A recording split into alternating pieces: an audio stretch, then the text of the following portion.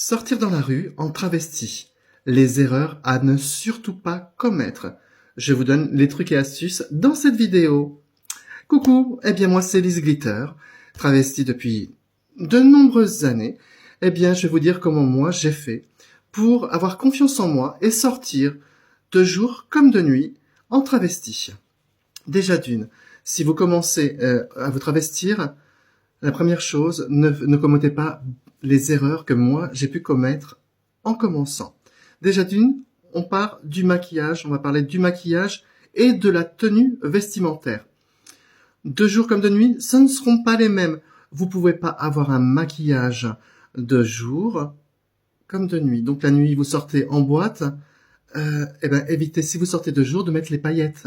Les paillettes ou le maquillage très voyant et tout, non, ça ne va pas aller. Vous allez attirer les regards et les moqueries. Et vous allez vous sentir mal à l'aise et vous allez perdre de la confiance en vous. Ça, c'est super important. Maquillage, donc, et tenue vestimentaire. La tenue vestimentaire, vous sortez en boîte, c'est pareil. Vous n'allez pas vous habiller d'une tenue que vous allez sortir en boîte à une tenue où vous allez aller au centre commercial ou aller faire du shopping. Ce n'est pas les mêmes tenues.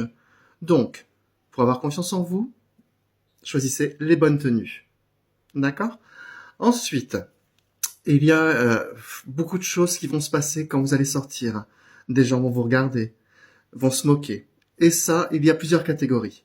Les personnes qui vous regardent et qui se moquent, faut même pas vous arrêter à ça. Il y aura toujours des gens méchants, des gens qui se moqueront, qui vous traiteront de tous les noms d'oiseaux. Mais c'est pas que pour les travestis, je vous rassure. Les gens dans la rue, ceux qui se moquent, ils voient une personne un peu plus enrobée ou de petite taille, ils vont se moquer. Donc ce n'est pas parce que vous êtes travesti que les gens vont se moquer. D'accord ? Ça fera partie des gens idiots. Malheureusement.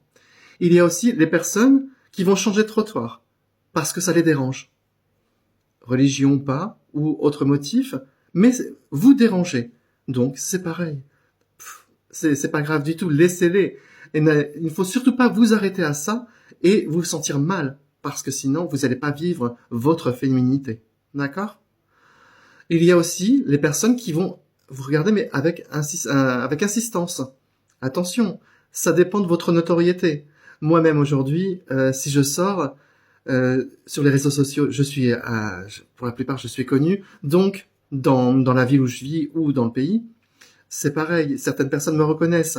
Alors, ils vous regardent parce que ils disent c'est elle, c'est pas elle. Est-ce que je peux aller l'aborder ? Bon, voilà. Ça fait partie aussi des regards que vous aurez. Il y a aussi des hommes qui ont envie de se travestir et ils vous regardent comment elle fait. Je demanderais bien des conseils et tout. Est-ce qu'ils oseront ou pas ? Bref, tout ça, c'est une prise de conscience en soi. D'accord ?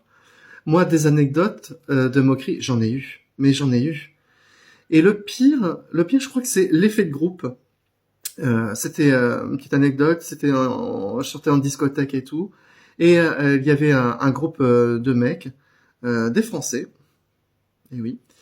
Et donc, ils me regardaient, et là, j'ai eu droit à tous les noms d'oiseaux. Ça a été d'une violence, ça a été très violent quand même.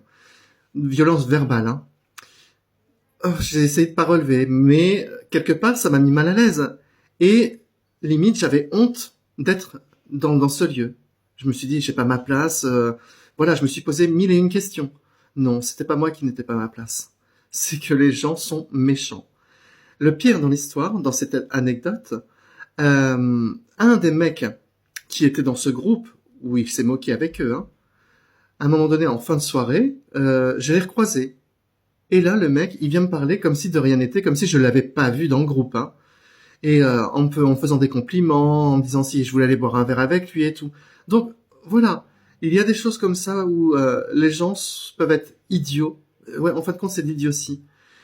Ils sont dans un effet de groupe, donc on se moque, mais quand ils sont tout seuls, il n'y a plus rien, quoi. Ils ont les pétoches, quoi.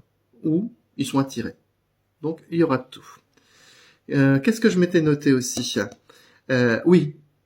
Moi, ce que j'aime, c'est quand je vais en ville et tout, quand je vais faire du shopping, c'est d'être invisible. C'est que personne me regarde. Il y a beaucoup de gens Oui, j'attire pas le regard.